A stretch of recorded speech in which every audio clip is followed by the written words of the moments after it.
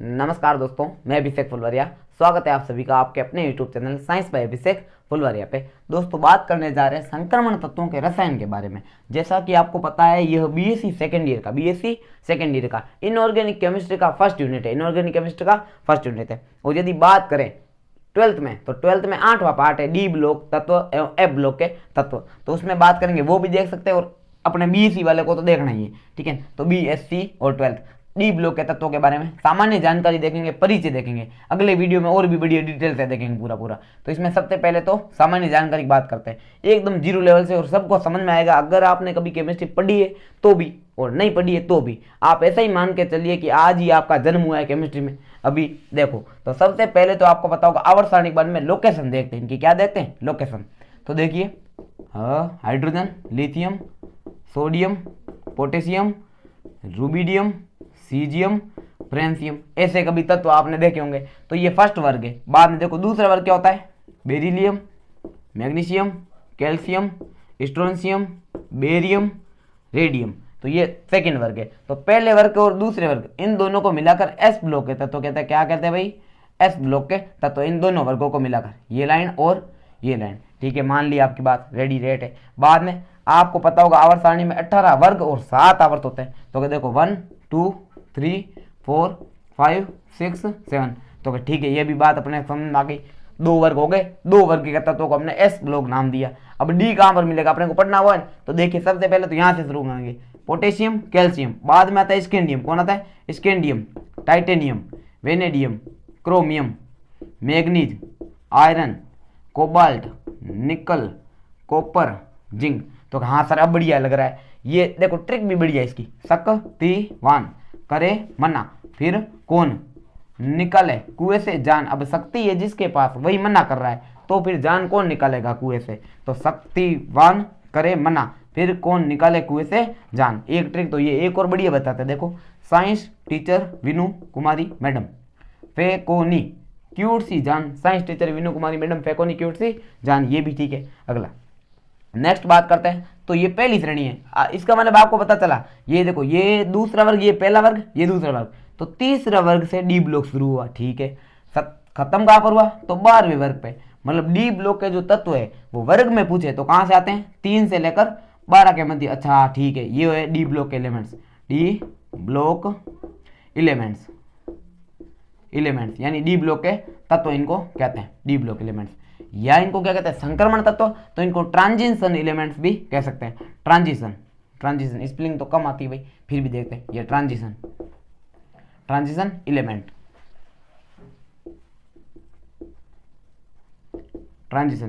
ठीक है। तो इनको ये कहते हैं। नेक्स्ट बात करते हैं दूसरी। तो ये पहली श्रेणी हुई। तो 4 श्रेणियां, कितनी है, 4, 1 2 3 4। आप कहोगे सर एक लाइन में मेरे को 10 तत्व दिख रहे, कैसे, 1 2 3 4 5 6 7 8 9 10, 3 से 12 10 तत्व। तो 4 में कितने हुए, 40। इसका मतलब डी ब्लॉक में कुल 40 तत्व आते हैं। कितने आते हैं, 40। दूसरी श्रेणी देखो, यारी, जरा, निभाना, मौत तक, रुकावट, राह में पड़े। कहां पड़े, राह में पड़े, आगे कूद जा भाई, चिंता क्यों कर रहा है, चुपचाप कूद जा, या यूं। तो यारी, जरा, निभाना, मौत तक, रुकावट, राह में पड़े, आगे कूद जा। नाम भी बताऊंगा। पहले देखो, ये हो गई 4D। पहली श्रेणी को कहते हैं 3D श्रेणी। तो ये 4D, क्योंकि 3 से शुरू होती है। आप देखिए, ये 3 से, ये यहां से शुरू होती है। यहां से आपको सर ये गलत बात है, आप गलत बता रहे हो। ये तीसरी श्रेणी यहां से थोड़ी शुरू हुई है, ये चौथे आवर्त में आ रही है। बिल्कुल सही बात है, लेकिन इसमें अंतिम इलेक्ट्रॉन यदि आप देखोगे ना, तो 3D में भरा जाएगा। किस में भरा जाएगा, 3D में। अच्छा, आप बोलोगे आवर्त चौथा, इलेक्ट्रॉन 3D में, बात तो गलत है, चौथे में होनी चाहिए। तो नहीं, गलत नहीं है। क्यों, क्योंकि इसमें इलेक्ट्रॉन एक कोष अंदर भरे जाते हैं। तो हाँ, अब ठीक है। तो इनमें इलेक्ट्रॉन n-1d कोष में भरे जाते हैं। किसमें, n-1d। तो ये क्या होता है, n जहां है आवर्त की संख्या। आप देखो, जैसे ही आप 5D श्रेणी में आओगे ना, सभी में इलेक्ट्रॉन 4D में भरे जाएंगे। तो अच्छा, अब ठीक है, 5 श्रेणी में आते हैं, मतलब 5वें आवर्त में आते ही इलेक्ट्रॉन 4D में, छठे में आओगे तो 5D में, और 7वें में आते ही 6D में। अच्छा, अब ठीक है। तो अब बात करेंगे नेक्स्ट 5D संक्रमण श्रेणी। ये 3D 4D, अब आएगी 5D। ट्रिक है, ला हफ ता। अब हफ्ता चाहिए अपने को, ला हफ ता, वर्णा रे उससे, इधर, किधर, इधर, पिटाई और होगी। तो अब ठीक है, लापता वरना रे उससे इधर पिटाई और होगी। नाम भी बताऊंगा सभी तत्वों का। नेक्स्ट वर्ग है वर्ग संख्या 3 से 12 ही चल रहा है। चलो 7वें आवर्त के देखते हैं, यानी कि 6D श्रेणी। आप इनको ऐसे भी कह सकते हो, प्रथम संक्रमण श्रेणी, द्वितीय संक्रमण श्रेणी, तृतीय संक्रमण श्रेणी और चतुर्थ संक्रमण श्रेणी। तो देखते हैं। यारी जरा हो गई क्या?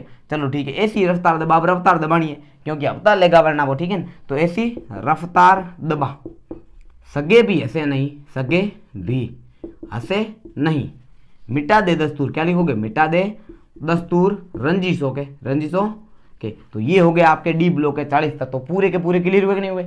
ये हो गया एस ब्लॉक। 3 से 12 तक क्या होते हैं? D block. उसके बाद में 12 से लेकर यानी 13 से लेकर 18 तक ये पूरे पूरे चलते हैं पी ब्लॉक। कौन सा ब्लॉक? P block.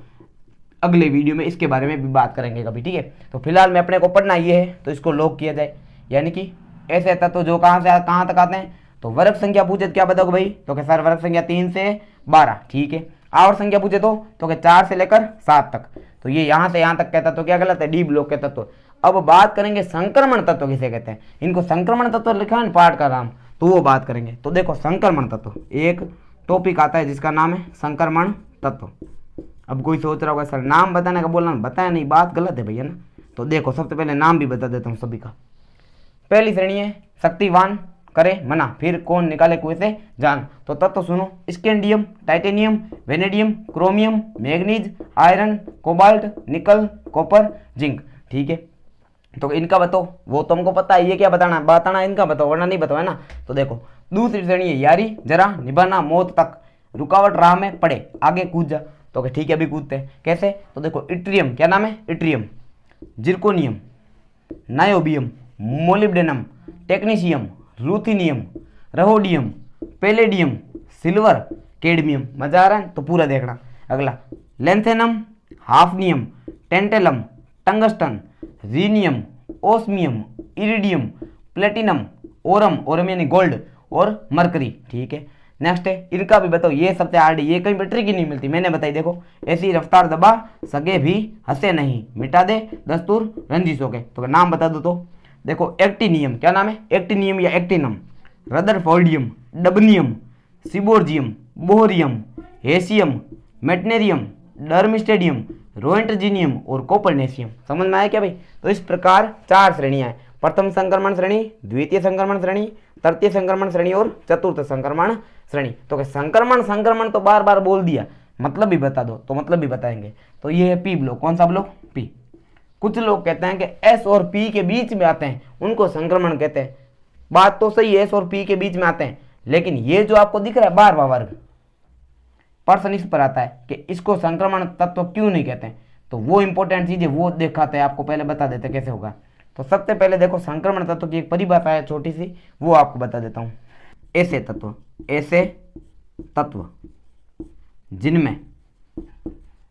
तत्व जिनमें परमाणुवीय, क्या लिखोगे? परमाणुवीय। प्रत्येक तत्व की दोस्तों 2 अवस्थाएं होती है। कितनी? 2। एक होती है परमाणुवीय, या इसे मूल कहते हैं। क्या कहते हैं? मूल। तथा आयनिक,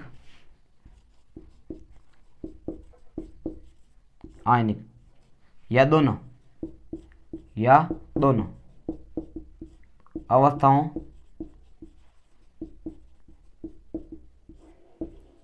में डी कक्षक अपूर्ण भरा पाया जाता है। डी कक्षक कैसा होता है? अपूर्ण भरा पाया जाता है, या होता है, पाया जाता है। संक्रमण तत्व कहलाता है। क्या कहलाता है? संक्रमण तत्व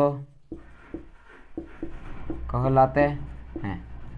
पहला ही प्रश्न ये आया होगा दिमाग में, इनको संक्रमण तत्व क्यों नहीं कहते हैं? सर ये कहलाते हैं किसको? उसको गोली मारो। अपने को ये पता होना चाहिए इसको कहते हैं क्यों नहीं, क्योंकि ये प्रश्न आता है इनको क्यों कहते हैं, संक्रमण तत्व क्यों नहीं कहते, वो बताओ।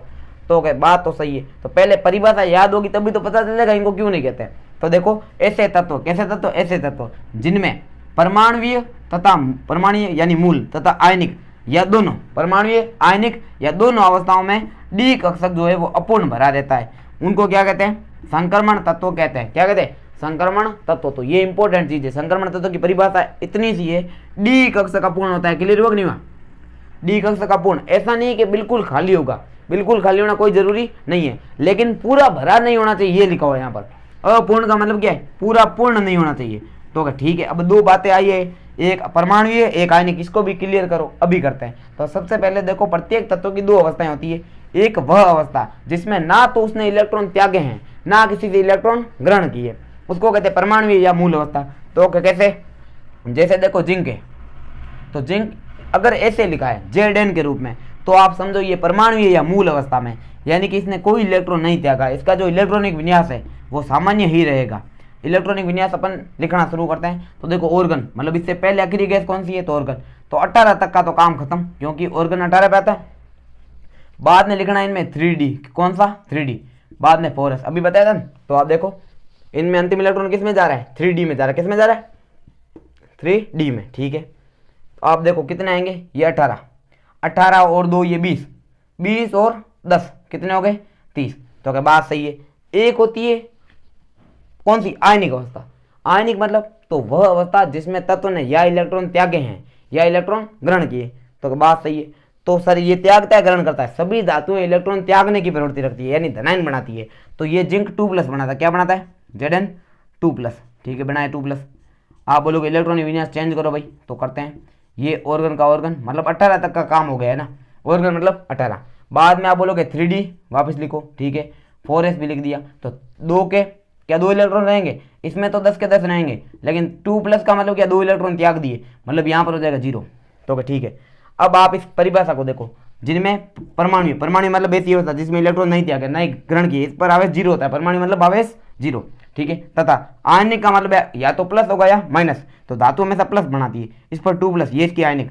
तो आप दोनों अवस्था में गौर करो, क्या डी कक्षा का पूर्ण है? इसमें डी में 10 इलेक्ट्रॉन, इसमें भी डी में 10 इलेक्ट्रॉन, मतलब दोनों में डी कक्षा पूरा का पूरा भरा है। इसीलिए इनको संक्रमण तत्व नहीं कहते हैं, क्योंकि संक्रमण तत्व की परिभाषा कहती है डी कक्षा अपूर्ण होना चाहिए। कैसा होना चाहिए? अपूर्ण। लेकिन इस श्रेणी के जो सभी तत्व है उनमें डी कक्षक परमाणुीय और आयनिक दोनों अवस्थाओं में पूर्ण भरा होता है, अतः इन्हें संक्रमण तत्व नहीं कहते हैं। क्लियर हुआ भाई?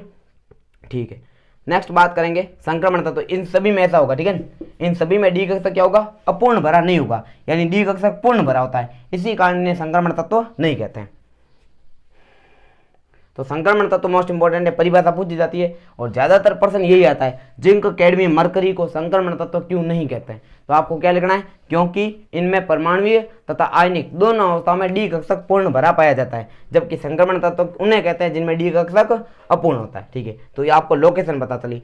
अभी हम देखेंगे इनके सामान्य गुणधर्म, यानी ऐसे गुणधर्म जो सभी तत्वों पर क्या होते हैं? लागू होते हैं। 1 मिनट रुकिए ना, रेस्ट कीजिए। हाँ तो भाई देखिए सामान्य गुणधर्म, तो सबसे पहले तो आपको पता चल गया होगा इनकी स्थिति देख लो। क्या देख लोगे? स्थिति। स्थिति मतलब क्या है? कहां पर पाए जाते हैं? तो वर्ग संख्या क्या लिखोगे? 3 से 12, ठीक है। और आवर्त संख्या पूछे तो ये आवर्त संख्या 4 से 7 के तत्व, ठीक है। तो ये इनकी लोकेशन है। अगला सामान्य गुणधर्मों की यदि बात करें तो आपको पता होना चाहिए ये काफी सारे सामान्य गुणधर्म रखते हैं। सामान्य गुणधर्म क्या क्या है सर बताओ 1-2। तो देखो सबसे पहले ये सभी धातु तत्व है। क्या है? सभी धातुएं हैं, सभी की सभी क्या है? धातु हैं, ठीक है। तो अब आपको क्या ही बताया कि धातुओं के गुणधर्म क्या होते हैं, क्योंकि जितने भी धातुओं के गुणधर्म है, धातु हैं तो धातुओं के सभी गुणधर्मों का क्या करती है? पालन। तो आपको धातुओं के जो जो गुणधर्म याद है वो आप सारे लिख सकते हो। जैसे आप लिख सकते हो ठोस होते हैं धातु हैं तो ठोस लिख सकते हो। क्या लिख सकते हो? तो ठोस में एक ही ऐसा अपवाद है जो ठोस नहीं होता, वो है मरकरी। क्या? मरकरी या पारा, जो द्रव अवस्था में पाई जाने वाली धातु है, ठीक है। बाकी सब पालन करती है ठोस। बाद में आप क्या होगे? उच्च गलनांक एवं उच्च क्वथनांक। क्या लिखोगे? उच्च गलनांक एवं उच्च क्वथनांक व उच्च क्वथनांक। ये क्वथनांक किसी के दिमाग में आ रहा होगा, गरीब आदमी के, बेचारा सोच रहा होगा ये गलनांक और क्वथनांक क्या होते हैं। हम तो केमिस्ट्री में बिल्कुल गरीब है, हमको कुछ नहीं पता, तो बता देते हैं। तो उच्च गलनांक और उच्च क्वथनांक का अर्थ है गलनांक। गलनांक का मतलब होता है वह ताप जिस पर कोई पदार्थ ठोस से द्रव में बदल जाए, यानी गड़ जाए, कुल मिला के इतनी चीज है। और क्वथनांक का मतलब है वह ताप जिस पर कोई ठोस पदार्थ या द्रव पदार्थ गर्म करने पर सीधा सीधा वाष्प में बदले। किस में बदले? वाष्प में। तो यानी कि जिस पर वो उबल जाए उसको बोलते हैं क्वथनांक। बॉइलिंग टेम्परेचर और मेल्टिंग टेम्परेचर। ठीक है, नेक्स्ट बात करेंगे ये सामान्य गुणधर्म। इसमें बहुत सारे गुणधर्म आते हैं, धातुओं के बहुत है ना, सारे बता देता हूँ। जैसे आघात वर्धनीयता, ये सारे आघात वर्धनीय होते हैं। क्या होते हैं? आघात वर्धनीय। आघात वर्धनीय मतलब क्या होता है? तो जिन पर आघात, आघात का मतलब होता है चोट, आघात मतलब चोट, वर्धनीय मतलब बढ़ना, तो इस पर चोट मारने पर बढ़ते हैं, तो ये बढ़ेगा क्या? टूट जाएगा बेचारा। धातुएं बढ़ती है तो आघात वर्धनीय होते हैं। अगला तन्य। तन्य मतलब ताड़ने पर बढ़ते हैं, यानी तन्य मतलब ताड़ सकते हैं, तान कर लंबा किया जा सकता है, वायर बनाया जा सकता है। और सबसे ज्यादा तन्य धातु पूछे तो उसका नाम होता है सोना। क्या होती है? सोना। 1 ग्राम सोने से 2 किलोमीटर लंबा वायर बनाया जा सकता है। ठीक है, और आप बोलोगे विद्युत के सुचालक होते हैं, तो यानी विद्युत व ऊष्मा, विद्युत व ऊष्मा के सुचालक, विद्युत और ऊष्मा के क्या होते हैं? सुचालक होते हैं। ठीक है, और क्या गुणधर्म होते हैं? तो आप देखो ये सारे धातु के आगे, इसके अलावा अन्य देखो, मोस्ट इंपोर्टेंट अन्य है परिवर्तनशील ऑक्सीकरण अवस्था। मोस्ट इंपोर्टेंट, ये क्या दर्शाते हैं? परिवर्तनशील ऑक्सीकरण अवस्था दर्शाते हैं। डी ब्लॉक के तत्व परिवर्तनशील, परिवर्तनशील मतलब बदलने वाली, परिवर्तनशील ऑक्सीकरण अवस्था दर्शाते हैं। ठीक है, तो ये क्यों दर्शाते हैं? कारण पूछा जाता है। डी ब्लॉक के तत्व परिवर्तनशील ऑक्सीकरण अवस्था दर्शाते हैं, क्यों?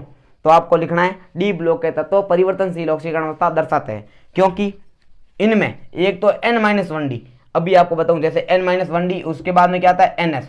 तो क्या साहब ये इससे तो इलेक्ट्रॉन सभी त्यागते ही हैं, ये इससे पास वाले से त्याग देते हैं, तो मतलब इससे भी इलेक्ट्रॉन त्यागेगा और इससे भी, तो क्या हाँ दोनों से त्याग सकते हैं। तो क्या क्यों?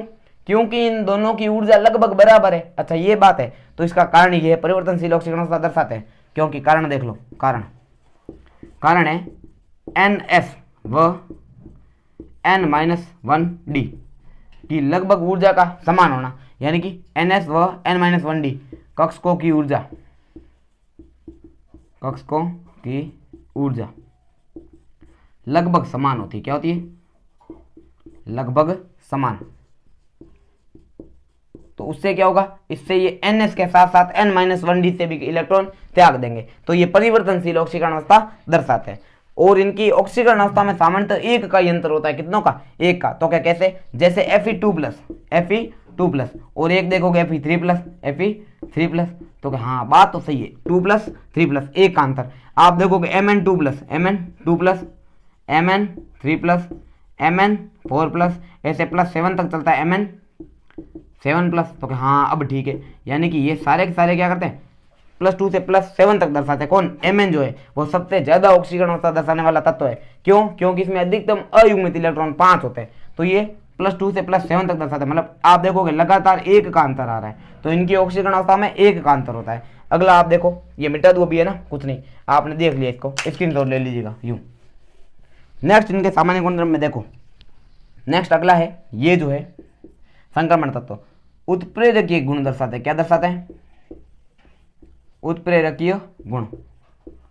ठीक है, नेक्स्ट आप बात करो, उत्प्रेरकीय गुण मतलब क्या है? किसी अभिक्रिया के वेग में वृद्धि करने के लिए भी काम आते हैं। ठीक है, तो उत्प्रेरकीय गुण दर्शाते हैं। उत्प्रेरक उन्हें कहते हैं जो रासायनिक अभिक्रिया के वेग को बढ़ाते हैं या फिर उसके वेग में वृद्धि करते हैं। ठीक है, दूसरा कारण क्या हो सकता है भाई? तो ये देखो, ये मिश्र धातु बनाते हैं। क्या बनाते हैं?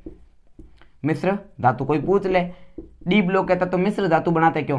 क्योंकि इनका आकार लगभग समान होता है। एक कण सोने काट के चांदी का आ जाएगा, कोई फर्क नहीं पड़ेगा यूं, क्योंकि इनका आकार लगभग क्या होता है? समान, तो मिश्र धातु बनाते हैं। नेक्स्ट है, ये जो है वो संकुल यौगिक बनाते हैं। क्या बनाते हैं? संकुल यौगिक। संकुल यौगिक का अर्थ है उप सहसंयोजक यौगिक। कैसे यौगिक? उप सहसंयोजक यौगिक भी बनाते हैं यूं, तो ये उप सहसंयोजक या संकुल यौगिक बनाते हैं। ठीक है, नेक्स्ट बात करेंगे, ये और क्या करते हैं? तो आपको बताओ, अंतराकाशी यौगिक बनाते हैं। क्या बनाते हैं? अंतराकाशी यौगिक। तो अब देख लो सभी के सभी मतलब क्या होता है। उत्प्रेरक का मतलब होता है किसी अभिक्रिया के वेग में वृद्धि करने वाले पदार्थ। तो ये सामान्य उसके रूप में काम आता है, उत्प्रेरक गुण दर्शाते हैं। ठीक है, मिश्र धातु का मतलब क्या होता है, ये सामान्य चर्चा कर रहे हैं अभी, है ना, परिचय देख रहे हैं, डिटेल में पढ़ेंगे सभी के सभी गुणों को, और ऐसा क्यों करते हैं वो भी कारण पढ़ेंगे बकायदा। वीडियो कैसा लगे कमेंट में जरूर बता देना, ये सारा अगला डिटेल में पढ़ेंगे। ठीक है, अभी तो नॉर्मल बेसिक देख रहे हैं। अगला तो संकुल यौगिक बनाते हैं। संकुल मतलब इस प्रकार के जटिल यौगिक बनाकर देखो, K4FeCN6। आप देखोगे ये Fe एक धातु है जो कि डी ब्लॉक के तत्व का है, इसको कहते हैं संकुल यौगिक। इस प्रकार के जटिल यौगिक बनाते हैं। ठीक है, अंतराकाशी यौगिक बनाते हैं। अंतराकाशी क्यों, तो ये क्रिस्टलीय संरचना होती है इनकी लगभग इस प्रकार की, तो इनमें कुछ कुछ खाली जगह पाई जाती है। आप देखोगे ये खाली जगह है, तो इनको बोलते हैं इसका अंतराकाश। क्या बोलते हैं, अंतराकाश, ये अंतराकाश। तो इस अंतराकाश में छोटे तत्व जैसे हाइड्रोजन, कार्बन, नाइट्रोजन, ऑक्सीजन आदि आसानी से फिट हो सकते हैं। तो इस प्रकार जब ये तत्व इनमें चले जाएंगे तो उसको बोलेंगे अंतराकाशी यौगिक। तो ये थे इनके लगभग सामान्य गुणधर्म। देखो क्या क्या है, ये ठोस होते हैं, धातुएं होती है तो ठोस तो होंगी। उच्च गलनांक, उच्च क्वथनांक, ठोस कौन नहीं होता है, मरकरी या पारा। उच्च गलनांक और उच्च क्वथनांक वाले होते हैं, आघातवर्धनी होते हैं, तन्य होते हैं, विद्युत और ऊष्मा के सुचालक होते हैं, परिवर्तनशील होते हैं। परिवर्तनशील ऑक्सीकरण अवस्था दर्शाते हैं। क्यों, क्योंकि NS व N-1D का ऊर्जा अंतराल बहुत कम होता है, यानी कि ये इससे के साथ साथ इससे भी इलेक्ट्रॉन त्याग सकते हैं। तो ये बढ़िया चीज थी। और अगला उत्प्रेरक गुण दर्शाते हैं, मिश्र धातु बनाते हैं, संकुल यौगिक बनाते हैं और अंतराकाशी यौगिक भी बनाते हैं। तो ये था अपन दोस्तों संक्रमण तत्वों का सामान्य गुणधर्म, यानी डी ब्लॉक के तत्वों का सामान्य गुणधर्म। एक दो छूट गए होगा, जैसे ये ध्वनिक होते हैं। क्या होते हैं, ध्वनिक मतलब चोट करने पर ध्वनि उत्पन्न करते हैं। तो ये थे इनके सामान्य गुणधर्म। वीडियो यदि अच्छा लगा हो तो भाई लाइक और शेयर कर देना, और कमेंट जरूर बताना कि कमेंट में कि आपको वीडियो कैसा लगा, अगली बार क्या पढ़ना है।